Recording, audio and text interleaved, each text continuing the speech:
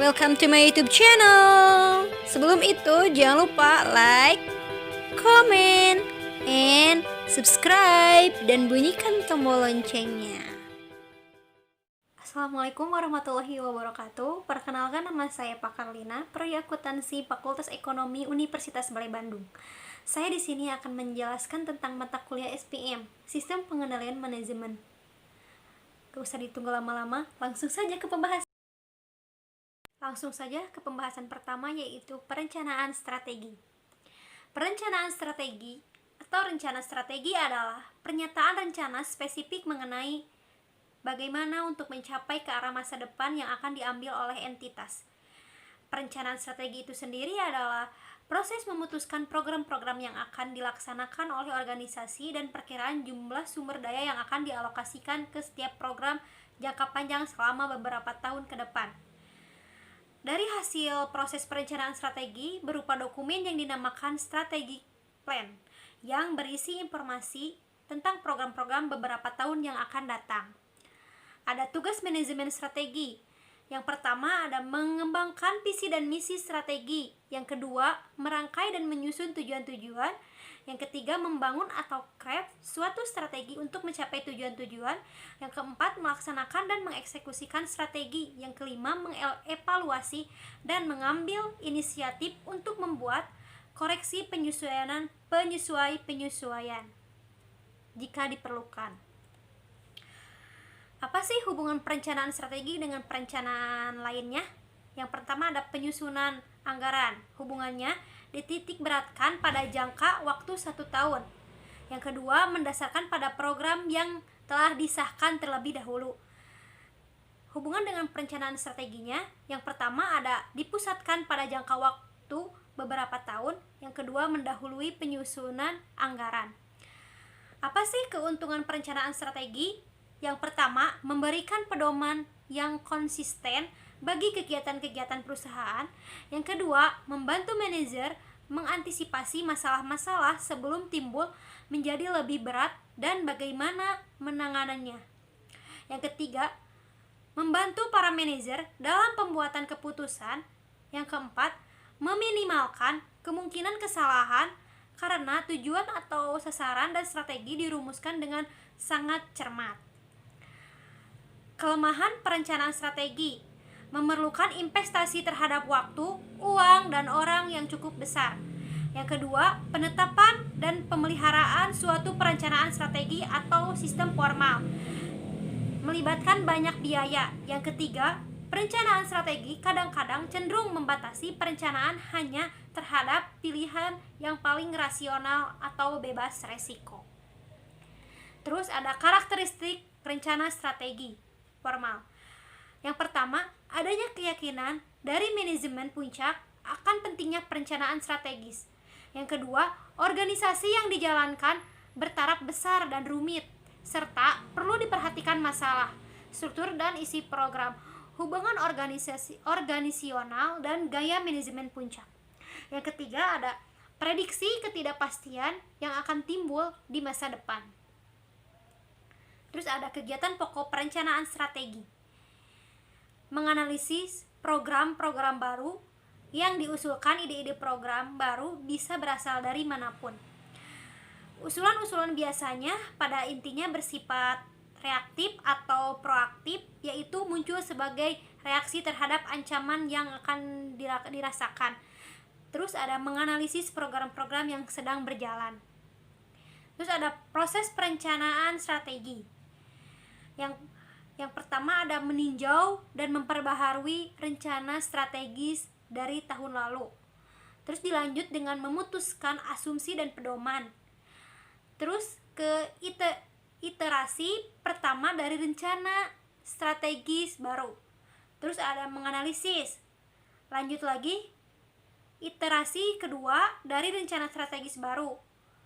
Yang terakhir meninjau dan menyetujui. Langsung saja ke pembahasan kedua, yaitu penyusunan anggaran. Ada hakikat anggaran. Anggaran merupakan alat penting untuk perencanaan dan pengendalian jangka pendek yang efektif dalam organisasi. Ada anggaran operasi meliputi waktu 1 tahun dan menyatakan pendapatan dan beban yang direncanakan untuk anggaran tersebut. Ada karakteristik anggaran. Anggaran mengestimasikan potensi-potensi laba dari unit bisnis. Yang kedua, dinyatakan dalam unit moneter walaupun jumlah moneter mungkin didukung dengan jumlah non-moneter. Yang ketiga, biasanya meliputi waktu 1 tahun. Yang keempat, komitmen manajemen. Manajer setuju untuk menerima tanggung jawab atas pencapaian tujuan-tujuan anggaran. Yang kelima, usulan anggaran ditinjau dan disetujui oleh pejabat yang lebih tinggi wewenangnya dari pembuat anggaran. Yang keenam, secara berkala kinerja keuangan aktual dibandingkan dengan anggaran dan varian dianalisis serta dijelaskan. Ada hubungan dengan perencanaan strategi. Yang pertama ada proses penyusunan anggaran fokus pada 1 tahun, sedangkan perencanaan strategis fokus pada aktivitas yang mencakup periode beberapa tahun. Yang kedua, perencanaan strategis mendahului penyusunan anggaran dan menyediakan kerangka kerja di mana anggaran tahunan dikembangkan. Yang ketiga, suatu anggaran merupakan potongan 1 tahun dari rencana strategis organisasi. Terus ada koordinasi. Yang pertama, manajer pusat tanggung jawab berpartisipasi dalam menyusun anggaran. Adanya kemungkinan rencana organisasi tidak konsisten dengan kenyataan yang direncanakan. Contohnya, dalam organisasi produksi, rencana pengiriman produk mungkin tidak konsisten dengan rencana penyediaan produk tersebut. Terus yang ketiga, selama proses penyusunan anggaran, berbagai inkonsistensi perlu diidentifikasikan dan dicari solusinya. Ada penugasan tanggung jawab. Anggaran memberikan wewenang kepada manajer pusat tanggung jawab guna membelanjakan sejumlah uang tertentu untuk tujuan tertentu telah ditetapkan sebelumnya, tanpa perlu persetujuan dari wewenang yang lebih tinggi. Ada dasar untuk evaluasi kinerja. Anggaran menjadi tolak ukur terhadap kinerja aktual. Yang kedua, komitmen pembuatan anggaran dan atasannya dapat berubah bila asumsi-asumsi yang mendasarinya juga berubah. Terus ada anggaran menugaskan tanggung jawab kepada setiap pusat tanggung jawab dalam organisasi. Contohnya, pusat laba pada area fungsional atau pemasaran menugaskan pada pusat tanggung jawab secara individual kepada kantor penjualan regional atau cabang. Terus ada anggaran operasi. Yang pertama, untuk organisasi secara keseluruhan dan unit bisnis. Yang kedua, diklarifikasikan berdasarkan pusat bertanggung jawab. Yang ketiga, umumnya meliputi pendapatan, biaya produksi, penjualan, umum dan administratif, serta penelitian dan pengembangan. Yang keempat, beban dapat bersifat fleksibel, diskresioner, komitmen. Dan yang kelima, untuk waktu 1 tahun dibagi per bulan atau per kuartal. Terus ada teknik-teknik kuantitatif. Yang pertama ada estimasi profitabilitas. Yang kedua, tiap angka dalam anggaran adalah estimasi titik atau point estimate, yaitu jumlah tunggal yang paling mungkin. Contohnya seperti estimasi penjualan dinyatakan dalam sejumlah unit tertentu dari setiap jenis produk yang akan dijual. Terus ada analisis laporan kinerja keuangan. Hampir semua perusahaan membuat analisis bulanan atas perbedaan antara aktual dan anggaran. Yang digunakan hanyalah jumlah dan varians-variansnya saja. Dalam varians ada beberapa jenis. Yang pertama, varians pendapatan terdiri dari varians harga, varians volume.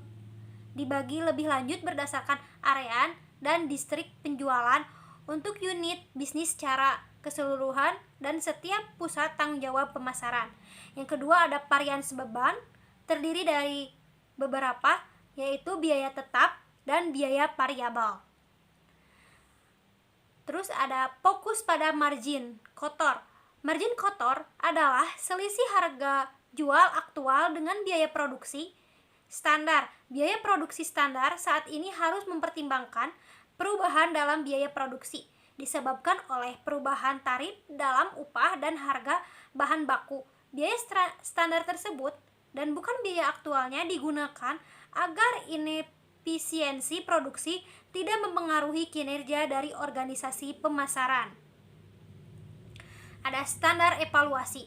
Dalam sistem pengendalian manajemen, standar formal digunakan dalam evaluasi laporan atas aktivitas aktual dan terdiri atas 3 jenis, yaitu standar atau anggaran yang telah ditetapkan sebelumnya, standar historis, standar eksternal, dan keterbatasan standar. Sistem biaya penuh. Jika perusahaan memiliki sistem biaya penuh atau full cost system, baik biaya overhead variabel maupun tetap dimasukkan dalam persediaan pada biaya per unit. Jika perusahaan persediaan akhirnya lebih tinggi dibandingkan dengan persediaan awal, sebagian dari biaya overhead tetap yang terjadi di periode tersebut, tetapi akan tinggal di persediaan turun selama periode tersebut. Lebih banyak biaya overhead tetap yang dilepaskan ke harga pokok penjualan dibandingkan dengan jumlah aktual yang terjadi dalam periode tersebut. Contohnya, di buku ini mengasumsikan bahwa tingkat persediaan tidak berubah. Dengan demikian, masalah perlakuan atas varians yang berkaitan dengan biaya overhead tetap tidak muncul. Terus ada biaya teknik dan biaya diskresioner. Varians dalam biaya teknik dipandang dengan cara berbeda secara mendasar dari varians dalam biaya kebijakan. Varians yang menguntungkan dalam biaya teknik biasanya merupakan indikasi dari kinerja yang baik, yaitu semakin rendah biayanya maka semakin baik kinerjanya. Hal ini bertanggung jawab pada kualifikasi bahwa kualitas dan pengantaran tepat waktu dinilai memuaskan. Ada keterbatasan analisis varians. Walaupun analisis varians adalah alat yang ampuh, alat tersebut memiliki beberapa keterbatasan. Keterbatasan yang paling penting adalah bahwa walaupun analisis ini mengidentifikasi di mana varians terjadi, tetapi tidak mengatakan mengapa varians ini terjadi atau apa yang dilakukan mengenainya. Masalah kedua dalam analisis varian adalah untuk menentukan apakah suatu varians adalah signifikan. Teknik statistics dapat digunakan untuk menentukan apakah ada perbedaan yang signifikan antara kinerja aktual dan standar untuk beberapa proses tertentu. Yang ketiga, ada keterbatasan ketiga dari analisis varians adalah bahwa ketika laporan kinerja menjadi lebih teragresi, varian yang saling meniadakan adalah menyesatkan pembacanya. Ada tindakan manajemen.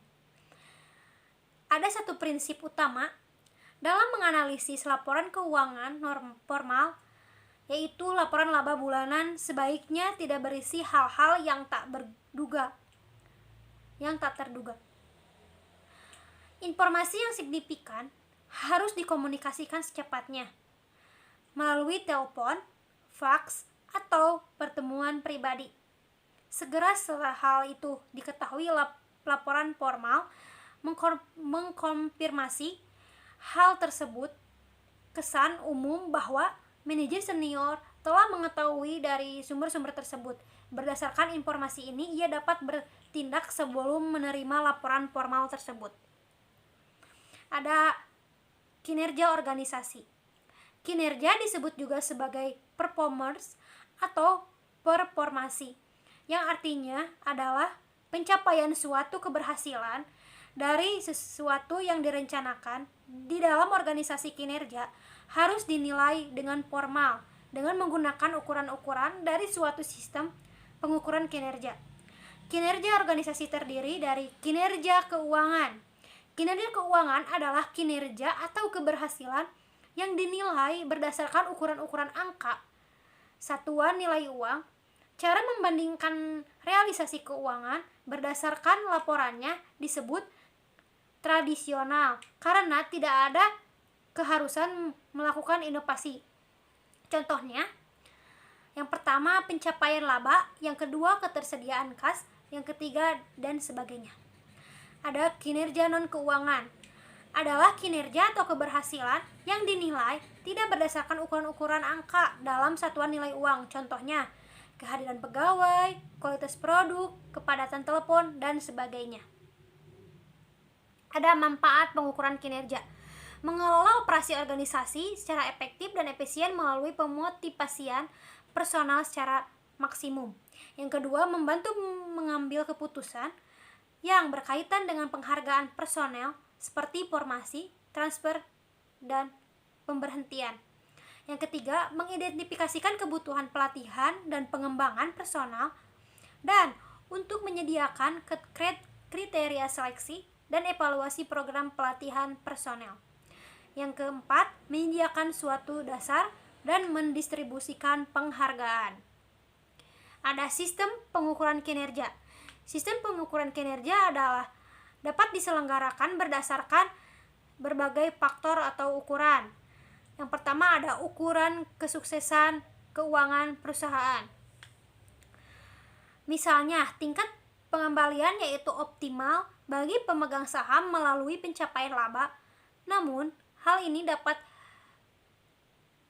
ada kelemahannya sehingga tidak bisa untuk memastikan bahwa strategi akan dilaksanakan dengan sukses, yaitu yang pertama, hanya mementingkan target laba jangka pendek tanpa memperhatikan kepentingan perusahaan jangka panjang.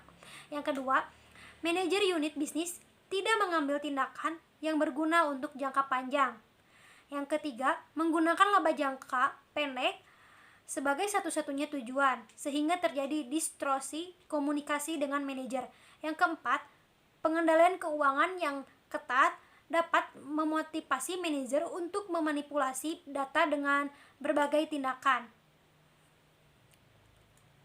Terus ada balance scorecard, merupakan salah satu model pengukuran kinerja gabungan antara ukuran kinerja keuangan dan non-keuangan.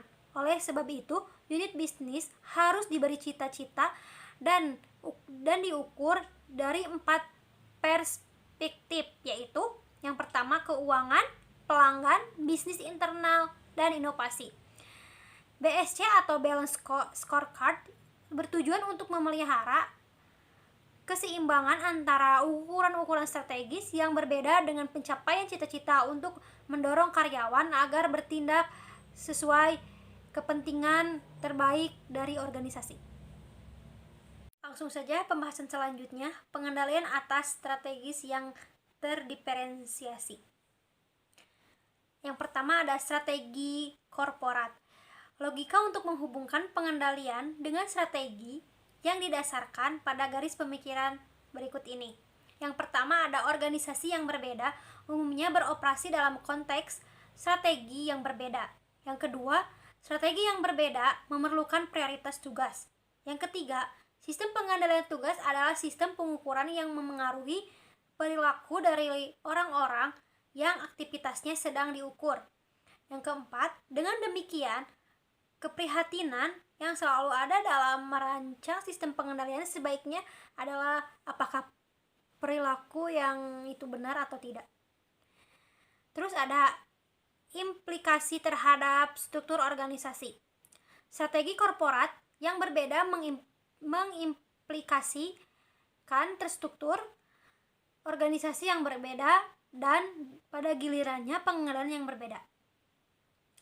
Strategi korporat untuk industri tunggal, manajer senior kemungkinan besar akan sangat mengenal industri di mana perusahaan bersaing dan banyak dari mereka cenderung untuk memiliki keahlian dalam penelitian dan pengembangan produksi dan pemasaran. Ketika suatu perusahaan berpindah dari ujung industri tunggal ke ujung diversifikasi yang tidak berhubungan, Otonomi dari manajer unit bisnis cenderung untuk meningkat karena dua alasan. Yang pertama, tidak seperti perusahaan industri tunggal. Yang kedua, hanya terdapat sedikit saling ketergantungan lintas unit dalam suatu konglomerat. Sementara terdapat sejumlah besar saling ketergantungan antara unit bisnis dalam perusahaan industri tunggal dan perusahaan teridentifikasi yang berhubungan. Terus ada implikasi terhadap pengendalian manajemen. Setiap organisasi dapat secara efektif menerapkan strategi tanpa sistem pengendalian manajemen yang konsisten. Dalam bab ini akan dibahas mengenai kebutuhan perencanaan dan pengawasan dari strategi yang berbeda. Strategi perusahaan yang berbeda mengimplikasikan perbedaan-perbedaan berikut ini dalam konteks di mana sistem pengendalian perlu dirancang. Yang pertama, ketika perusahaan menjadi lebih terdiversifikasi, para manajer tingkat korporat mungkin tidak memiliki pengetahuan yang signifikan mengenai atau pengalaman dalam aktivitas dari berbagai unit bisnis. Yang kedua, ada perusahaan-perusahaan industri tunggal dan diversifikasi yang berhubungan memiliki kompetensi inti tingkat korporat atau teknologi nirkabel. Dalam kasus Motorola, atas nama strategis dari hampir semua unit bisnis didasarkan tendensi spesifik dalam desain sistem pengendalian yang sesuai dengan variasi dalam strategi korporat, yaitu perencanaan strategi, penyusunan anggaran, penetapan harga transfer, dan kompensasi insentif. Ada strategi unit bisnis. Misi pengendalian yang sesuai dikembangkan menggunakan garis pemikiran berikut. Misi unit bisnis mempengaruhi ketidakpastian yang dihadapi oleh manajer umum. Sistem pengendalian manajemen dapat bervariasi secara sistematis. Dengan demikian, misi yang berbeda seringkali memerlukan sistem pengendalian yang manajemen berbeda. Misi dan ketidakpastian. Unit yang membangun cenderung menghadapi ketidakpastian lingkungan yang lebih besar dibandingkan dengan unit manajemen karena beberapa alasan. Yang pertama, strategi membangun biasanya dilaksanakan pada tahap pertumbuhan, sementara strategi manajemen biasanya dilaksanakan pada tahap dewasa dari siklus hidup produk. Yang kedua, tujuan dari unit bisnis yang membangun adalah untuk meningkatkan pangsa pasar. Yang ketiga, baik pada sisi input maupun output, para manajer unit bisnis yang membangun cenderung mengalami ketergantungan yang lebih besar. Yang keempat, karena itu unit bisnis yang membangun seringkali berbeda dalam industri baru dan berevolusi. Ada misi dan rentan waktu. Pemilihan strategi versus strategi manajemen mempunyai implikasi trade-off antara laba jangka pendek dan jangka panjang. Strategi membangun pangsa pasar meliputi pemotongan harga, pengeluaran biaya yang besar, pengeluaran pembangunan pasar utama. Terus ada perencanaan strategi. Dalam mendesain proses perencanaan strategi, beberapa masalah desain perlu dipertimbangkan. Karena lingkungan tidak pasti, proses perencanaan strategi menjadi sangat penting. Manajemen perlu lagi memikirkan mengenai bagaimana cara untuk mengatasi ketidakpastian tersebut. Ada keunggulan kompetitif. Suatu unit bisnis dapat memilih untuk bersaing baik sebagai pemain terdiferensiasi atau sebagai pemain biaya rendah. Memilih pendekatan diferensiasi dan bukannya pendekatan biaya rendah meningkatkan ketidakpastian dalam lingkungan tugas unit bisnis karena tidak ada 3 alasan. Yang pertama, inovasi produk lebih penting bagi unit diferensiasi. Yang kedua, unit bisnis biaya rendah biasanya cenderung untuk mempunyai lini produk yang sempit. Yang ketiga, unit bisnis biaya rendah biasanya ada gaya manajemen puncak. Perbedaan dalam gaya manajemen puncak. Para manajer mengelola secara berbeda. Gaya manajemen dipengaruhi oleh latar belakang dan kepribadian dari manajer yang bersangkutan. Beberapa manajer yang sangat tergantung pada laporan dan dokumen formal tertentu, sementara yang lainnya lebih menyukai percakapan dan kontak informal. Yang kedua, beberapa manajer dalam hal yang konkret, sementara yang lain berpikir secara abstrak. Beberapa manajer berorientasi pada proses, sementara yang lain berorientasi pada hasil.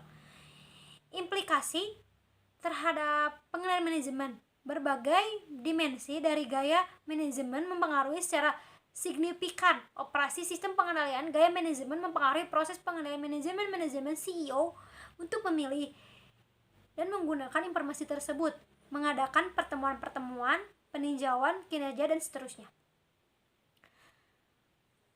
yang pada gilirannya memengaruhi bagaimana sistem pengendalian manajemen sebenarnya beroperasi, bahkan jika struktur formal tidak berubah di bawah CEO yang baru.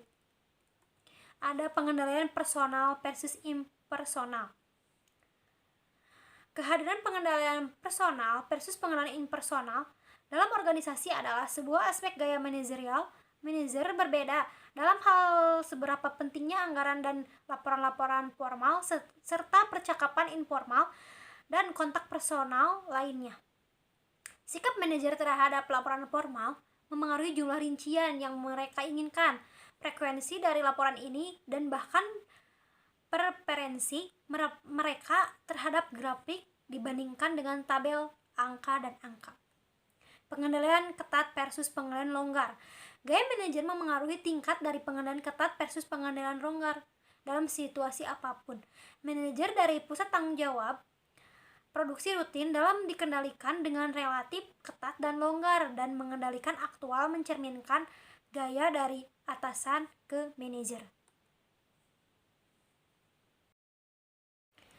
Langsung pembahasan selanjutnya mengenai kompensasi manajemen. Ada pendahuluan karakteristik dari rencana kompensasi insentif. Penerapan sistem pengendalian manajemen adalah untuk memotivasi para anggota organisasi untuk mencapai cita-cita perusahaan. Ada kompensasi total. Seorang manajer terdiri dari 3 komponen. Yang pertama gaji, laba, dan kompensasi insentif. Manajer umumnya menerima kompensasi yang lebih tinggi di perusahaan besar dibandingkan di perusahaan yang kecil, dan perusahaan di industri yang sama cenderung untuk bersaing satu sama lain dalam hal kompensasi. Ada yang pertama, ada rencana insentif jangka panjang. Total kantong bonus. Jumlah total dari bonus yang dapat dibayarkan ke sekelompok karyawan yang memiliki kualitas dalam 1 tahun tertentu disebut juga kantong bonus. Yang kedua, dari carry over. Setiap tahun, komite dari Dewan Komisaris memutuskan seberapa besar yang akan ditambahkan ke carry over, atau seberapa besar akumulasi carry over yang akan digunakan jika bonus ternyata terlalu rendah. Ada kompensasi ditunda. Meskipun jumlah bonus dihitung secara tahunan, pembayaran ke penerimaan mungkin disebar ke suatu periode, biasanya 5 tahun. Dalam sistem ini, eksekutif hanya menerima 1/5 dari bonus mereka di tahun ke depan. Yang kedua, ada rencana insentif jangka panjang. Ada opsi saham.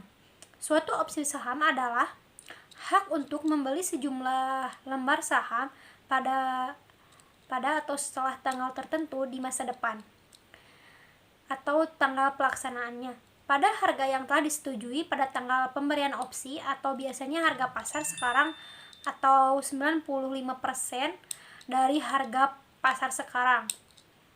Manfaat motivasional utama dari rencana opsi saham adalah rencana tersebut mengarahkan energi manajemen ke arah kinerja yang jangka panjang maupun jangka pendek dari perusahaan tersebut. Ada saham pantom. Suatu rencana dalam saham pantom memberikan saham kepada manajer untuk tujuan pembukuan saja di akhir periode yang telah ditentukan, katakanlah selama 5 tahun. Eksekutif tersebut berhak untuk menerima suatu penghargaan yang setara dengan apresiasi di nilai pasar dari saham tersebut sejak tanggal penghargaan. Penghargaan tersebut dapat berbentuk uang tunai, lembar saham, ataupun keduanya. Hak apresiasi saham.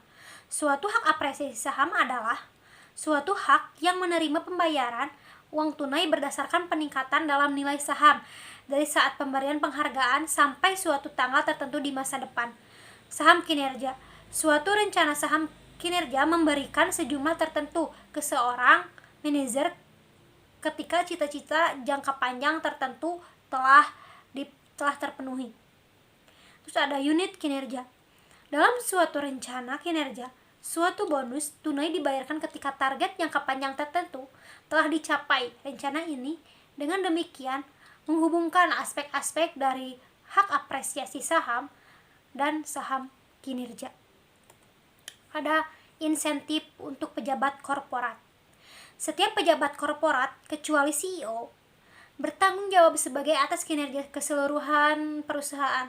Para pejabat korporat ini dimotivasi oleh dan berhak untuk penerimaan suatu bonus kinerja yang baik. Untuk menstimulasi motivasi, CEO biasanya mendasarkan penghargaan pada penilaian terhadap kinerja masing-masing orang. Penilaian itu tertentu bersifat subjektif. Kompensasi CEO biasanya didiskusikan oleh komite kompensasi Dewan Komisaris setelah CEO tersebut mempresentasikan rekomendasi untuk kompensasi bawahannya. Terus ada insentif untuk manajer unit bisnis. Jenis insentif, beberapa insentif bersifat keuangan, sementara lainnya bersifat psikologis dan sosial. Insentif keuangan mencakup kenaikan gaji, bonus, tunjangan, dan fasilitas. Ada ukuran bonus relatif terhadap gaji. Ada dua paham. Yang pertama ada di mana perusahaan merekrut orang baik membayarnya dengan baik, dan kemudian mengharapkan kinerja yang baik. Perusahaan ini menganut paham yang menekankan pada gaji, bukan bonus. Insentif disebut pembayaran tetap. Yang kedua, di mana perusahaan merekrut orang baik jika kinerja benar-benar akurat, disebut pembayaran berdasarkan kinerja yang menekankan pada bonus, insentif, dan bukan pada gaji. Ada tingkat batas. Suatu rencana mempunyai tingkat batas atas dan batas bawah. Batas atas adalah tingkat kinerja dengan mana bonus maksimum dicapai. Batas bawah adalah tingkat di mana tidak ada penghargaan bonus yang akan diberikan. Ada dasar bonus. Bonus insentif seorang manajer unit bisnis dapat didasarkan hanya pada total laba korporat ataupun pada laba unit bisnis atau campuran keduanya. Ada teori agensi. Teori agensi mengeksplorasi bagaimana kontrak dan insentif dapat ditulis untuk memotivasi individu-individu untuk mencapai keselarasan tujuan. Teori ini berusaha untuk menggambarkan faktor-faktor utama yang sebaiknya dipertimbangkan dalam merancang kontrak insentif. Yang pertama ada konsep. Hubungan agensi ketika salah satu pihak menyewa pihak lain untuk melaksanakan suatu jasa, dan dalam melakukan hal itu mendelegasikan wewenang untuk membuat keputusan kepada agen tersebut.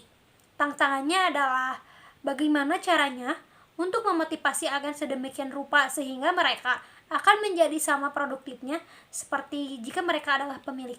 Salah satu elemen kunci dari teori agensi adalah bahwa prinsipal dan agen memiliki preferensi atau tujuan yang berbeda. Kontrak insentif akan mengurangi perbedaan preferensi ini. Terus ada mekanisme pengendalian. Pemantauan prinsipal dapat merancang sistem pengendalian yang memantau tindakan agen, menghalangi tindakan yang meningkatkan kekayaan agen dengan mengorbankan kepentingan prinsipal. Yang kedua ada kontrak insentif. Prinsipal mungkin mencoba untuk membatasi perbedaan preferensi dengan menetapkan kontrak insentif yang sesuai. Semakin besar penghargaan agen akan bertanggung pada ukuran kinerja. Terus ada kompensasi CEO dan rencana kepemilikan saham. Suatu perusahaan yang membayarkan suatu bonus kepada CEO-nya dalam bentuk opsi saham merupakan contoh dari biaya agensi yang ada dalam kompensasi insentif. Manajer unit bisnis dan insentif berdasarkan akuntansi, hubungan antara usaha manajer unit bisnis dan harga saham lebih jauh dibandingkan dengan hubungan antara usaha CEO dan harga saham. Karena alasan ini, suatu perusahaan mungkin berdasarkan bonus manajer unit bisnis berdasarkan laba bersih unit bisnis tersebut. Ada yang terakhir, ada organisasi jasa. Organisasi jasa secara umum, pengenalan manajemen dalam industri jasa agak berbeda dengan pengenalan manajemen dalam perusahaan manufaktur. Ketidakpersediaan penyangga. Barang dapat disimpan dalam bentuk persediaan yang merupakan penyangga untuk memperkecil dampak fluktuasi dalam volume penjualan terhadap proses produksi. Jasa tidak dapat disimpan meskipun perusahaan manufaktur dapat memperoleh pendapatan di masa depan dari produk yang ada di tangan pada saat ini. Perusahaan jasa tidak dapat melakukan hal tersebut. Perusahaan jasa harus mencoba untuk meminimalkan kapasitasnya yang tidak terpakai. Variabel kunci organisasi jasa adalah sampai sejauh mana kapasitas sekarang disesuaikan dengan permintaan. Yang pertama, ada organisasi tersebut mencoba untuk meningkatkan permintaan selama periode sepi dengan usaha-usaha pemasaran dan konsensi harga. Terus ada yang kedua, jika kemungkinan organisasi jasa menyesuaikan jumlah tenaga kerja untuk mengantisipasi permintaan dengan tindakan-tindakan seperti menjadwalkan aktivitas pelatihan pada periode sibuk dengan waktu libur kemudian hari. Ada organisasi multi-unit. Beberapa organisasi jasa mengoperasikan banyak unit di berbagai lokasi di mana setiap unit adalah relatif kecil. Kesamaan dari unit-unit terpisah memberi dasar yang umum untuk menganalisis anggaran-anggaran yang mengevaluasi kinerja yang tidak dapat di perusahaan manufaktur. Ada informasi dari setiap unit dapat dibandingkan dengan rata-rata sistem yang regional dan karyawan dengan kinerja tinggi dan rendah dapat diidentifikasi. Ada organisasi profesional dan karakter khususnya. Yang pertama ada sasaran. Sasaran utama perusahaan manufaktur adalah untuk memperoleh laba yang memuaskan, terutama tingkat pengembalian yang memuaskan atas aktiva yang digunakan. Organisasi profesional memiliki relatif sedikit aktiva yang berwujud. Aktiva utamanya adalah keterampilan yang bersifat stafnya profesionalnya yang tidak muncul di dasar perusahaan. Sasaran keuangannya adalah untuk memberikan kompensasi yang memadai kepada para profesional tersebut. Profesional. Organisasi profesional adalah organisasi yang padat karya dan karyanya adalah orang-orang khusus. Pendidikan bagi kebanyakan profesi tidak mencakup pendidikan dalam manajemen, tetapi pada umumnya lebih menekankan keterampilan manajemen. Profesional cenderung melakukan pekerjaan terbaik yang dapat melakukan tanpa memperdulikan biayanya. Ada pengukuran input dan output. Output dari organisasi profesional tidak diukur dengan ukuran fisik.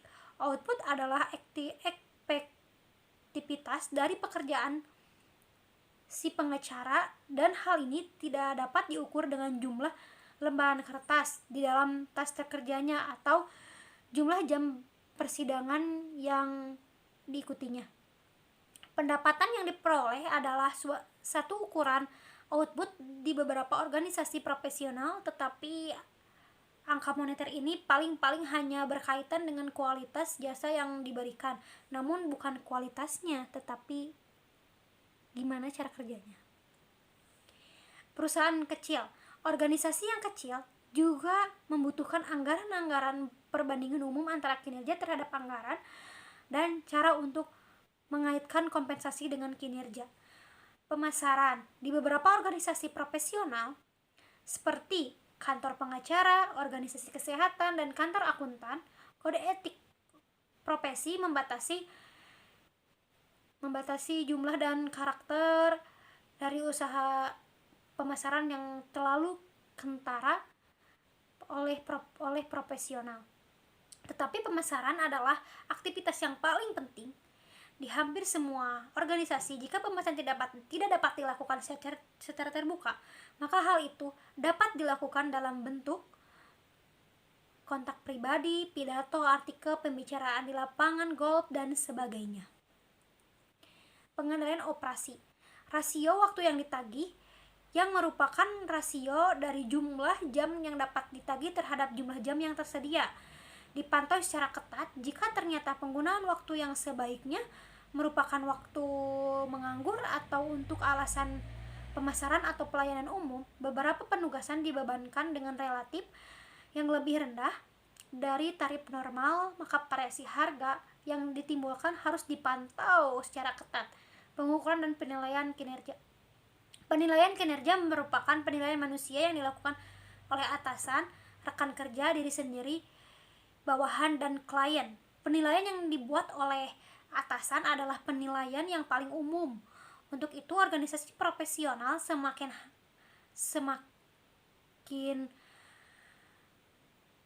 yang menggunakannya semakin formal untuk mengumpulkan penilaian kinerja sebagian dasar keputusan personalia dan untuk diskusi dengan profesional tersebut.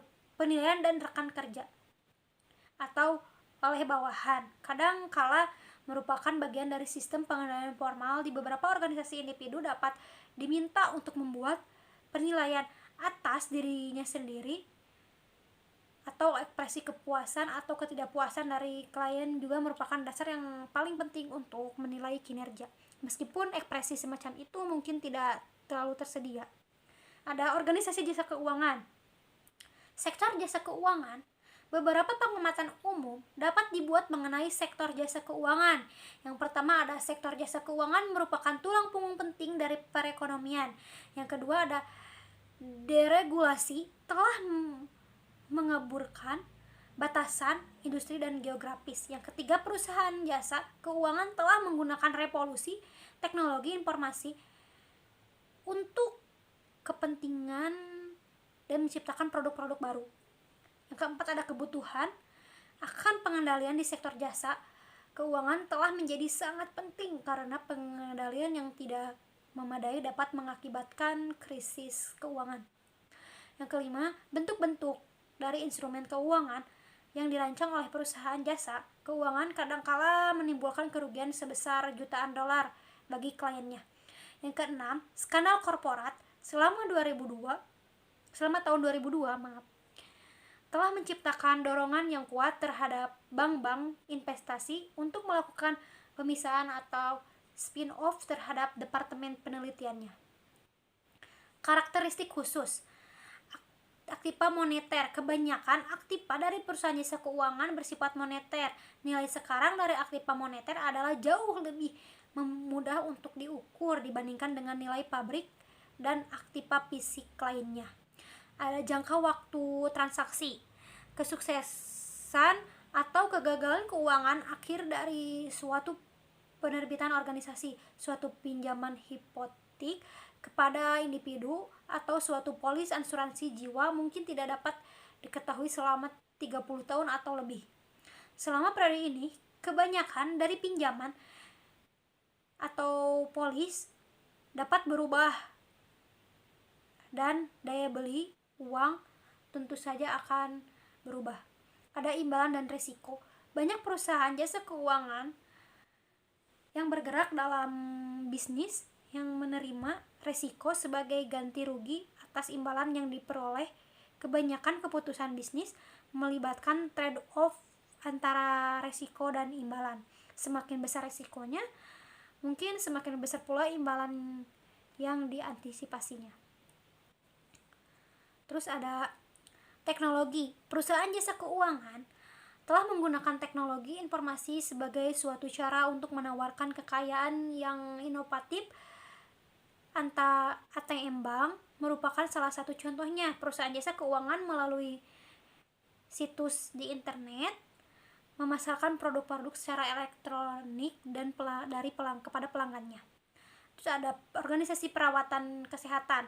Organisasi perawatan kesehatan terdiri dari rumah sakit, klinik, dan organisasi kedokteran yang serupa. Organisasi pemeliharaan kesehatan panti werda dan rumah perawat dan organisasi rumah dan laboratorium medis adalah beberapa di antaranya. Meskipun semuanya memiliki semua karakteristik dari organisasi nirlaba, banyak di antaranya yang merupakan perusahaan berorientasi laba. Karakteristik khususnya ada masalah sosial yang sulit. Masyarakat lambat laun mulai memahami fakta bahwa sistem pemberian pelayanan kesehatan sekarang ini tidak berjalan di pihak lain. Biaya para pasien pelayanan tidak dapat dihindari lagi, akan terus meningkat dengan pengembangan peralatan dan obat-obatan lainnya. Perubahan dalam bauran penyediaan layanan. Dalam kenaikan keseluruhan dari biaya-biaya tersebut, perubahan yang signifikan telah terjadi dalam cara dengan mana pelayanan kesehatan diberikan dan akibatnya dalam kelayakan jenis tertentu dari penyediaan pelayanan. Terus ada pembayaran pihak ketiga. Program Medicide membayar layanan yang diberikan kepada masyarakat berpenghasilan rendah. Program ini didanai dari negara bagaimana sesuai dengan pedoman umum yang ditetapkan dari pemerintah federal. Medicare mengganti biaya sakit berdasarkan kelompok diagnosis terkait seperti diagnosis risk group atau DRG. Terus ada profesional. Implikasi pengandalian manajemen terhadap profesional adalah sama dengan yang dibahas dalam kegiatan sebelumnya. Loyalitas utama mereka adalah kepada profesi dan bukan kepada organisasi. Pentingnya pengendalian khusus. Industri layanan kesehatan berurusan dengan nyawa manusia, jadi kualitas layanan yang diberikan merupakan hal yang paling penting. Terdapat pinjaman jaringan dan prosedur pembedahannya, peninjauan rekan sejawat atau agen peninjauan luar dari pemerintah. Proses pengendalian manajemen. Proses pengendalian manajemen anggaran tahunan adalah konvensional. Sejumlah besar informasi tersedia dengan cepat untuk pengenalan aktivitas operasi kinerja keuangan dianalisis dengan membandingkan pendapatan dan beban aktual dalam anggaran dengan mengidentifikasi varians-varians penting dari diambil tindakan yang sesuai atas varians-varians tersebut. Ada organisasi nirlaba. Organisasi nirlaba adalah organisasi yang tidak dapat mendistribusikan aktiva atau laba untuk memanfaatkan dari anggotanya, pejabat maupun direkturnya. Definisi ini tidak melarang organisasi ini untuk memperoleh laba. Definisi tersebut hanya melarang distribusian dari laba tersebut. Ada karakteristik khususnya. Ketiadaan ukuran laba. Dalam organisasi nirlaba, laba bersih secara rata-rata sebaiknya hanya sedikit saja di atas laba bersih. Di atas 0 laba bersih yang besar memberikan sinyal bahwa organisasi tidak memberikan pelayanan untuk diharapkan oleh pihak-pihak memasok sumber daya. Ada modal kontribusi. Hanya satu perbedaan besar antara transaksi akuntansi pada suatu bisnis dengan transaksi pada suatu organisasi nirlaba, yaitu transaksi akuntansi yang berkaitan dengan bagian ekuitas dan neraca. Terdapat 2 kategori utama dari modal tersebut, yaitu pabrik dan sumbangan. Akuntansi dana.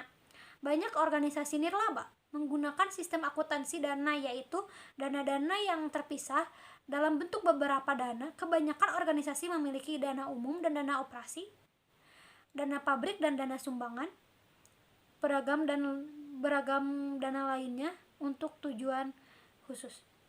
Ada pengelolaan. Organisasi nirlaba dikelola oleh dewan pengurus Kinerja yang diawasi Dewan Pengawas lebih sulit untuk diukur dalam organisasi nirlaba dibandingkan dalam bisnis. Kebutuhan Dewan Pengawas lebih besar dibandingkan dalam organisasi bisnis, karena kewaspadaan dari Dewan Pengelola mungkin merupakan satu-satunya cara yang efektif untuk mendeteksi kapan organisasi nirlaba berada dalam kesulitan. Lanjut lagi ke sistem pengendalian manajemen. Penetapan harga pokok layanan pada biaya penuh, yaitu jumlah dari biaya langsung, biaya tidak langsung, dan mungkin penyisihannya kecil untuk meningkatkan ekuitas organisasi. Ada perencanaan strategi dan penyusunan anggaran. Perencanaan strategi adalah proses yang lebih penting dan memakan waktu dibandingkan dengan bisnis yang biasa. Anggaran merupakan alat pengendalian manajemen yang paling penting dalam hal aktivitas keuangan. Ada evaluasi dan operasi. Di kebanyakan organisasi nirlaba, tidak ada cara untuk mengetahui seberapa besar biaya organisasi yang optimum. Oleh karena itu, manajer pusat tanggung jawab cenderung untuk membelanjakan apa saja yang diperbolehkan dalam anggaran, meskipun jumlah yang dianggarkan tersebut mungkin lebih tinggi daripada yang diperlukan. Sebaliknya, mereka mungkin membatasi pengeluaran yang memiliki pengembalian yang sangat bagus hanya karena pengeluaran tersebut tidak termasuk dalam anggaran. Demikian pembahasan yang bisa saya sampaikan. Mohon maaf apabila ada kesalahan dan kekurangan di ucapan maupun dalam penulisan video ini. Semoga bermanfaat. Untuk yang menyaksikan video ini, kasih saran di kolom komentar. Jangan lupa like, share ke teman